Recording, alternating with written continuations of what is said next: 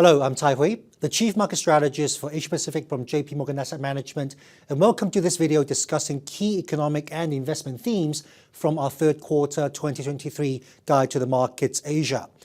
Now, the first half of 2023 was a test of patience. Investors were waiting for the China economic recovery, the end of the Fed hiking cycle, and the economic slowdown in the US.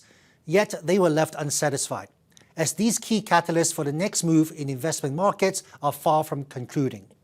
We still believe that these factors should take place later in the year. Hence, our allocation recommendations established at the start of 2023 remains largely unchanged. Now, the US economy has shown considerable resilience in the first half of this year. Consumption has been well supported by a robust job market. Now, looking ahead, there are still some headwinds that could pressure growth momentum. While banking stress has subsided for now, the tightening of lending standards could still pose a challenge to growth momentum.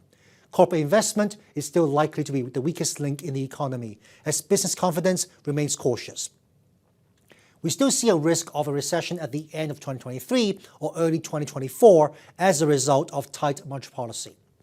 Sticky inflation is complicating the Fed's policy options. Its primary focus remains on cooling price pressure, although the Fed could be close to the end of the hiking cycle. Its hands are tied for now to cutting interest rates until there are clear signs of inflation approaching its 2% target. China's economic rebound from the pandemic has been softer than expected. As we previously highlighted, consumer spending alone will not be sufficient for a sustainable recovery. Corporate investment and the real estate market will need to do more of the heavy lifting, some of which could take place later in the year with the right policy support. Now, a diversified portfolio of international stocks and bonds outperformed cash in the first half of 2023, albeit by a smaller margin than we would prefer.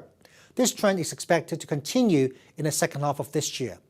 Income from fixed income assets, dividend stocks, and alternative assets should provide a solid foundation to return, even if market volatility could increase on the back of growth deceleration.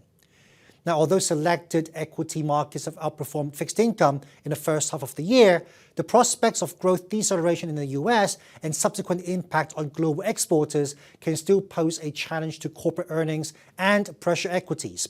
Hence, we maintain our preference for high-quality fixed income over equities.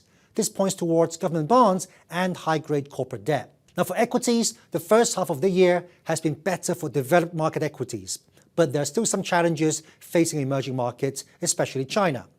US recession risk and a slower than expected recovery in China meant that investors could take a more internationally diversified approach in investing in equities. Sector rotation or sector selection is also critical in navigating this challenging economic environment. Now, thanks for watching. If you want to get the latest Guide to the Markets Asia, please reach out to your J.P.Morgan Asset Management client advisor.